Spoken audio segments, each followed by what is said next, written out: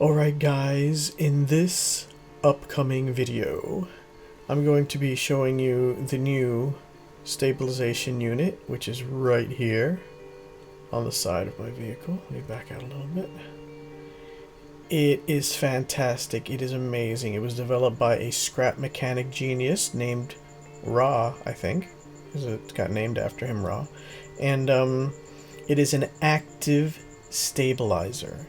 That means that when you don't want it to be stabilizing, you could turn it off, as I'm about to demonstrate right now. Boop. So, you guys, if you guys are into stabilizers, if you guys are into cars that can wiggle and shake when on the ground, but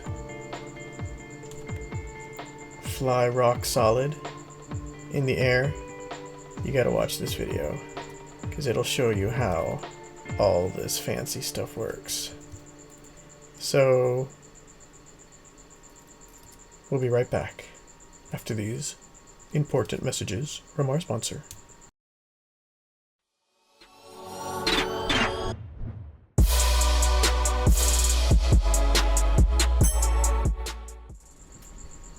Okay, for those of you who have downloaded and have been playing with the first version of the Vector, you'll be familiar with its flight characteristics and how solid it is in the air because of these types of ultra stabilizers that we have welded onto the side.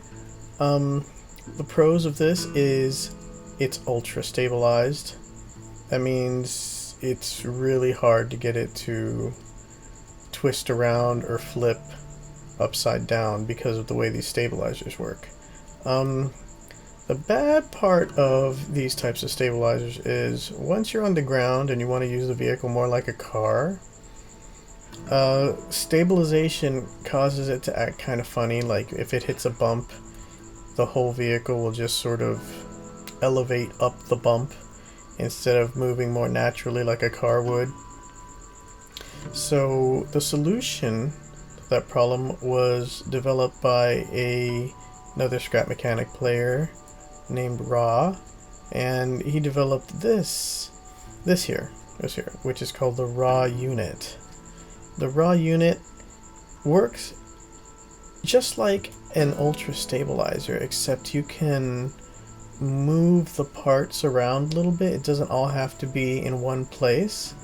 Like if you see here, I've got two bearings kind of sticking out of the back of this little wing unit, and I guess the best way to go about demonstrating how useful a Ra unit is to build one for you and show you how it works. Right now this is on, so as you can see, it's not easy to knock over, so it gives you the stabilization.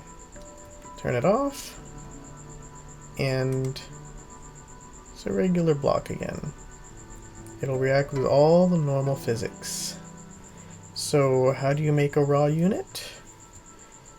It's pretty simple. All you need is to place a... Oh, namedink had to go. Adios, amigo. Place a controller. The controller will control the Ra unit. In the case of this vehicle, I have that controller down here, right there. And the branch controls run to each of the Ra units. This goes to 1 and 2 there, and this goes to 3 and 4 there. So you could spread out how it works. For the sake of the example I'm using, I'm just all making it one tight little package, but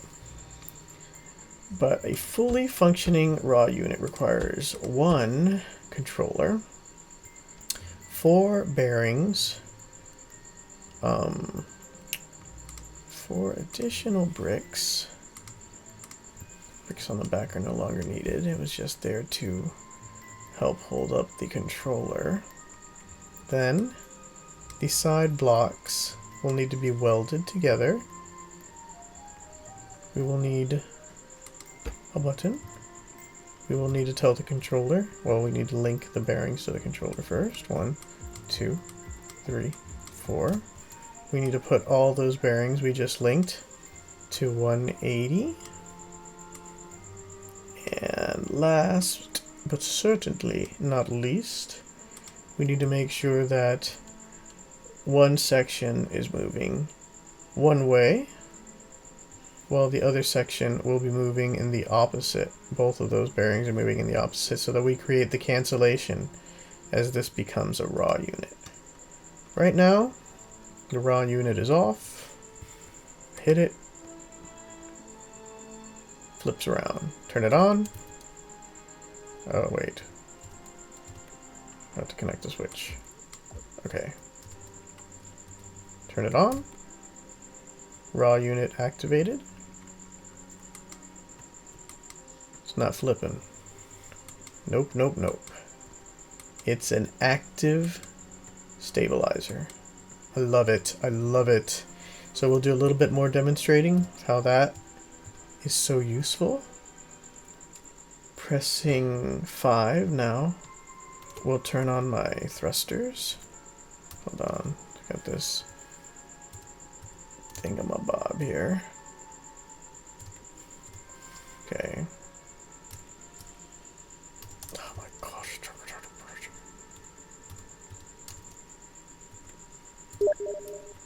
Alright.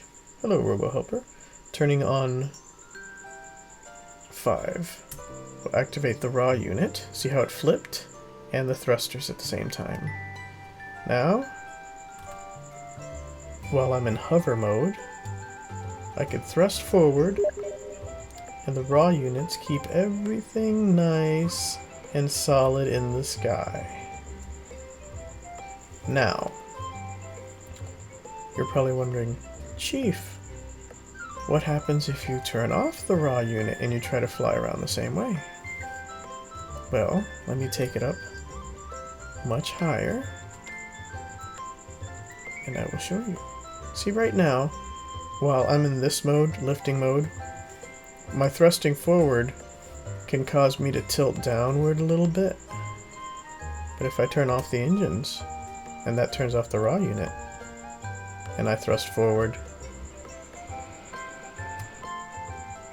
boom, totally out of control.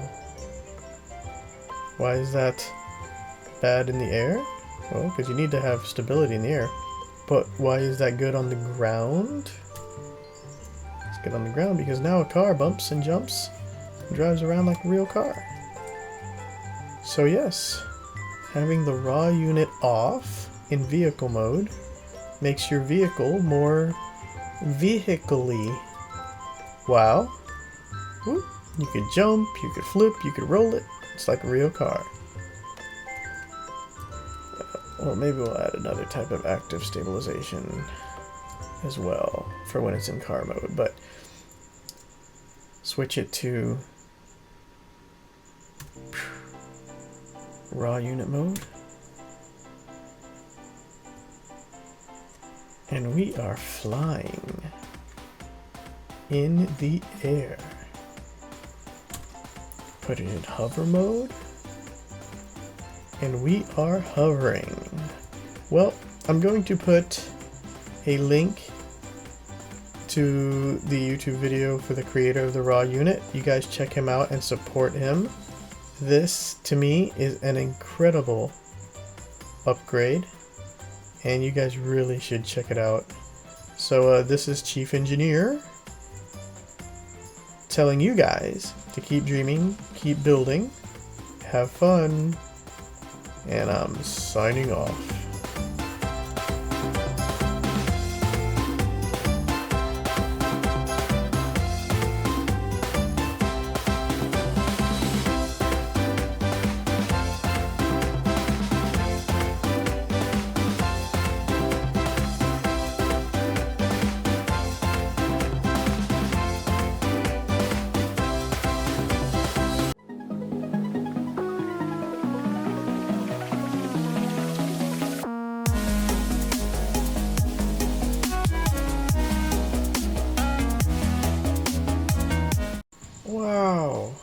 amount of space I had, it was kind of tricky to do it, but click 1.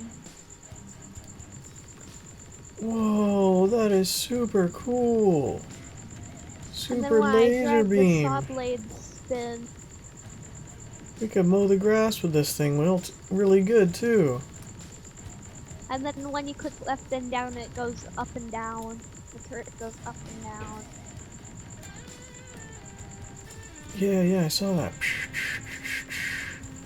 Is this supposed to be like Mad Max inspired, or? It was kind of, I kind of got inspired because most rally trucks, the front, it kind of bumps up, and then there's like that little part in the center. And then I just added the war theme to it with the spikes on the front and the saw blades and the miniguns. We're in a big wheat field, so it's like you're mowing the wheat around here. I don't actually see a wheat field, all I see is yellow. Right. No, because a lot of people play with the graphics turned far down, so they don't see it all. But I could have my graphics turned all the way up, so I could see all the wheat and everything. But yeah, you know what? I need to get back to doing this video. So, this is cool though. I think we might even show a little bit of that. But I need to get back to work. Did you like the flying Mouseaphant? Yes. I definitely want to see more of that flying Mouseaphant. But I really want to get this video footage taken care of. So hold on a second. Oh, is that it? The laser Mouseaphant? I didn't know how it would work with the thruster, so I had to work with all the bearings for the legs on controllers, but it still works. So let me see how it flies. Okay. No, you fly it. So one does the things, the blue eyes and the pinky lasers, and then the second button is that. It goes really fast. It kind of takes a little bit to get used to flying, because I kind of have to use my pointer finger for W and D, 2 for my middle finger for up, which is 2, and then I also have to use the one on the left for D, so it's kind of hard. The My Mouseaphant fingers are all in the wheat field. Is that a seat on the end? Hold on. Am I able to sit? The thing in the back is a front back. Oh, that's a thruster. Ooh. That's a thruster on the front. Wait. Let's put a little. Here, I have an idea. Put a little tiny seat on there, so I could ride.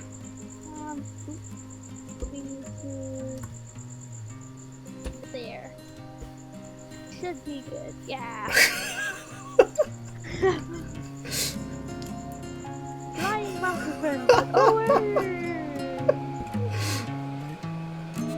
Oh, this is much more fun than doing a video on raw units. But, you know. It was so hard to just land on you.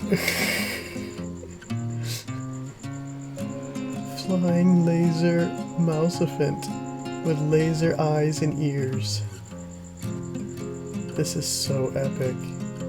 Just when I thought a Mouseaphant was the ultimate in awesome, you take it up to the next level, namedink. Alright. Let's take us back to the workstation pads. And let's see if we could continue our adventures in stabilizers here. And I Nice. landed it. You landed it perfect, dude. Uh-oh. I think he just got That away. happens. Hurry up, he's gonna get away.